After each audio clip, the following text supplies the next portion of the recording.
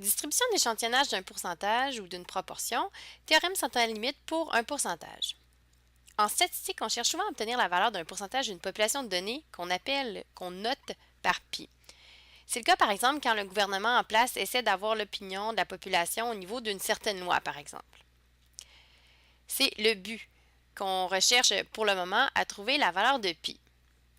Il existe deux façons de trouver la valeur de ce pourcentage de population-là, soit par recensement, donc dans le contexte où le gouvernement veut connaître l'opinion des gens à propos d'une loi, il pourrait y aller par référendum, donc demander l'opinion de tout le monde. Ou il pourrait y aller par échantillonnage, donc demander l'opinion d'un échantillon de la population québécoise, échantillon obtenu de façon aléatoire, donc on procéderait par sondage et on généraliserait le pourcentage obtenu dans l'échantillon à la population québécoise. Évidemment, le recensement, c'est un processus qui est fiable. Par contre, il est long, coûteux et parfois impossible à réaliser. Et un sondage, c'est une option abordable, moins longue, moins coûteuse et aussi fiable si on respecte certaines conditions. Afin de pouvoir tirer des conclusions sur une population à partir de résultats observés en échantillon, il faut d'abord étudier le comportement de tous les échantillons possibles prélevés dans une population. C'est ce qu'on entend par le terme distribution d'échantillonnage. Et on avait fait ce travail-là lorsqu'on a étudié le théorème central limite pour une moyenne. Donc, c'est un peu le même principe. On veut regarder ce qui se passe si on connaît la valeur de pi dans une population et regarder les résultats possibles pour p. Et on se servira concrètement de la valeur obtenue en échantillon, donc en petit p, un résultat obtenu à partir d'un sondage, pour estimer la valeur d'un pourcentage dans la population qu'on appelle pi, donc pour la population complète. Il est donc primordial d'étudier le lien entre ces deux valeurs. Donc pour le moment, on va se détourner du but d'essayer de trouver pi et on va regarder plutôt le comportement des pourcentages en échantillon pour voir qu'est-ce qui se passe. Donc on oublie le fait qu'on cherche pi, donc on suppose qu'on le connaît et on regarde plutôt les valeurs qu'on peut obtenir en échantillon, donc à partir de sondages, pour justement regarder la loi qui unit le pourcentage d'échantillon au pourcentage de la population. C'est ce qu'on appelle le théorème central limite appliqué à un pourcentage. On veut donc s'intéresser à la loi du hasard qui unit le pourcentage d'un échantillon et le pourcentage de la population. Si la méthode d'échantillonnage utilisée est adéquate, un échantillon devrait être représentatif de la population. Donc on parle de méthode d'échantillonnage probabiliste où toutes les unités statistiques ont les mêmes chances que les autres d'être sélectionnées. Il est donc peu fréquent que pi et p soient la même valeur, c'est-à-dire que le pourcentage d'un échantillon et de la population soit d'exactement la même valeur. Il y aura presque toujours un écart entre ces deux données. Mais quelle est la variation entre ces deux données-là? Comment estimer les valeurs probables pour un pourcentage d'échantillons lorsque nous avons le pourcentage de la population? C'est le théorème central limite qui va nous indiquer c'est quoi la variation entre ces deux valeurs-là, qu'est-ce qu'on peut s'attendre comme résultat au niveau d'un pourcentage d'échantillons quand on connaît un pourcentage de la population. Le théorème central limite est le suivant, donc ça explique la distribution de la variable p. On met en contexte certaines informations.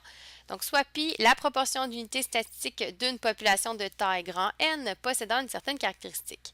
Alors, la variable grand P, représentant le pourcentage d'unités possédant une certaine caractéristique dans les échantillons de taille petit n, possède les caractéristiques suivantes. Donc, on a toujours notre variable mère de départ, la variable x, qui est étudiée.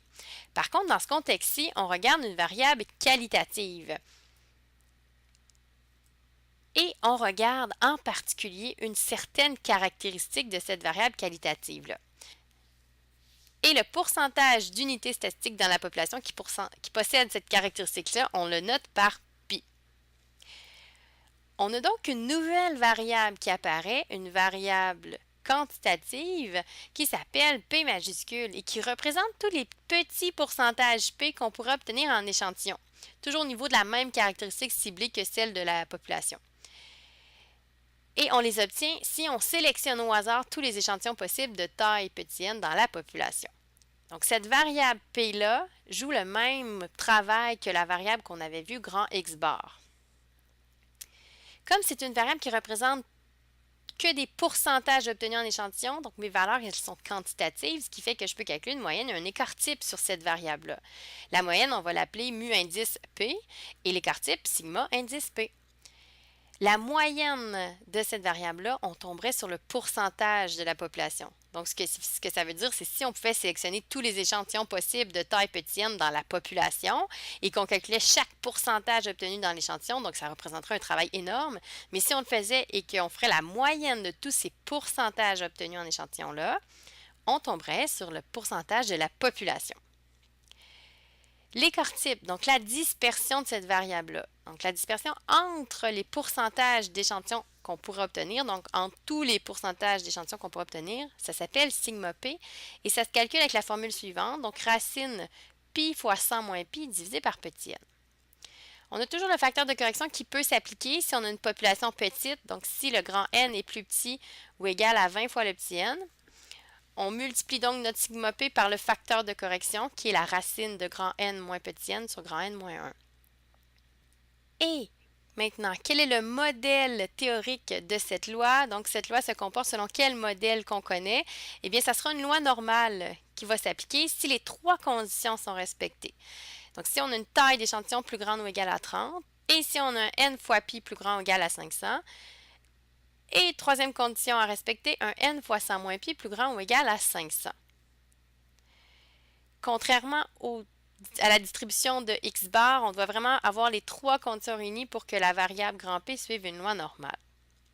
Ce théorème est vraiment la base de plusieurs concepts en inférence statistique et on va l'utiliser entre autres pour estimer des pourcentages de population par intervalle de confiance, mais aussi pour réaliser des tests d'hypothèse sur un pourcentage. Ce sont donc des concepts qui vont revenir à travers les structures statistiques qu'on va voir plus tard qui sont vraiment liées à l'inférence statistique.